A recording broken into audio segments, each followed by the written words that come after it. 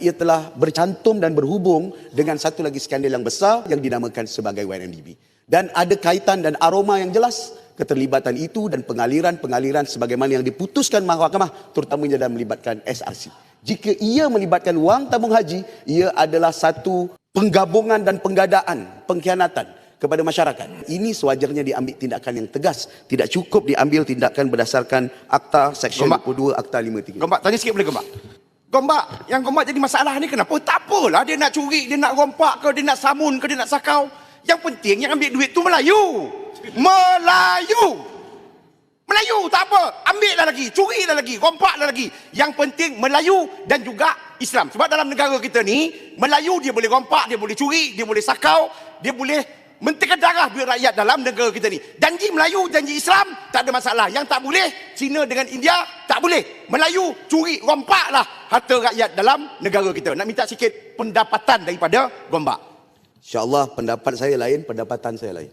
Yang berhormat, hati-hati bila bercakap dan berhati-hati ketika mengeluarkan pandangan.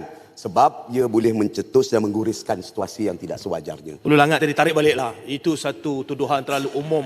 Ada mana-mana tak kisahlah kaum ke apa yang terlibat dalam perkara tak baik, tapi jangan generalize pada orang Melayu. Minta tarik balik Datuk Seri Speaker. Terima kasih. Dua peraturan amat jelas. Peraturan 36 dan juga peraturan 37. Unggapan menunjukkan sesuatu ras di dalam negara yang boleh menimbulkan ketidakselesaan baik di dalam ataupun di luar adalah sesuatu yang tidak wajar.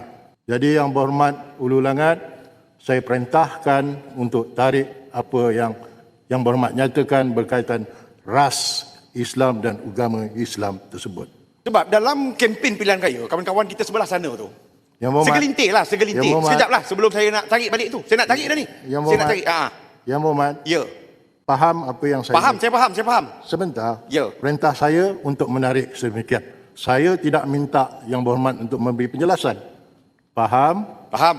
Dan dengan itu yang berhormat tarik balik. Ya, saya tarik balik. Cuma segelintir. Dan saya berasa kesal sebab kawan-kawan sebelah sana tu semasa kempen di Negeri Sembilan, Melayu, Islam. Hari ini kita bahaskan persoalan.